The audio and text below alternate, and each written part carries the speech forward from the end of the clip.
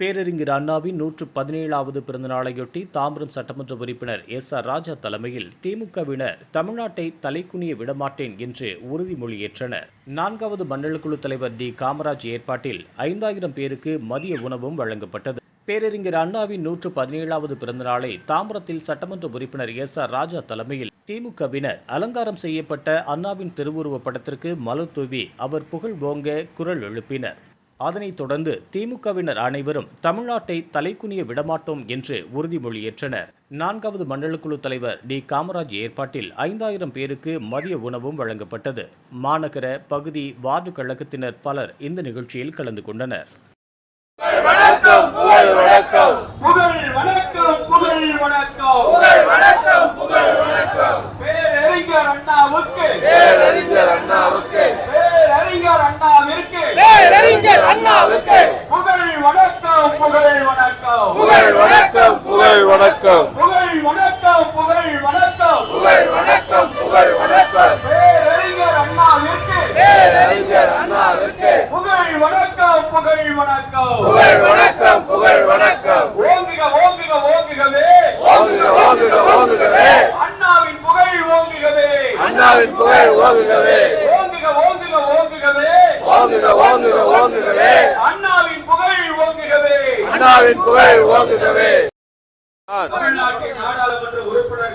தமிழ்நாட்டின் நாடாளுமன்ற உறுப்பினர்களை விகிதாச்சாரத்தை குறைக்கும் நியாயமற்ற தொகுதி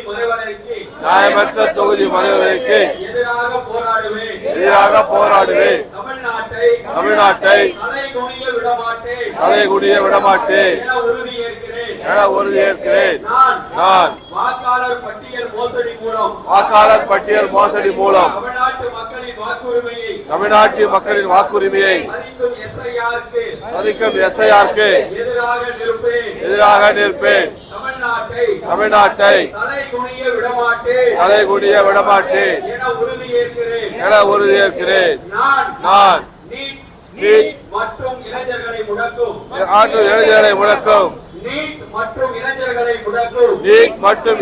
முடக்கும் எந்த ஒரு திட்டத்தையும் எதிர்த்து நிற்பேன். நம் மாணவர்களுக்கு உரிய கல்வி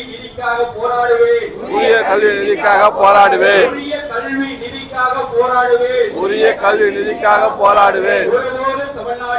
ஒருபோதும் தமிழ்நாட்டை தலைகுனிய விடமாட்டேன் என உறுதியேற்கிறேன். நான் தமிழ் மொழி பண்பாடு மற்றும் பெருமைக்கு எதிரான எந்த ஒரு பாகுபாட்டையும் எதிர்த்து போராடுவேன்.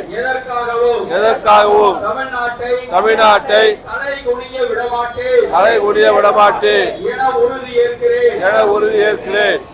நான் பெண்கள், விவசாயிகள், மீனவர்கள், நெசவாளர்கள், தொழிலாளர்கள் எந்த ஒரு உழைப்பு வர்க்கத்தின் நலன்களையும் பாதுகாக்க தேவையான நிதிக்காக போராடுவேன். தமிழ்நாட்டை தலைகுனிய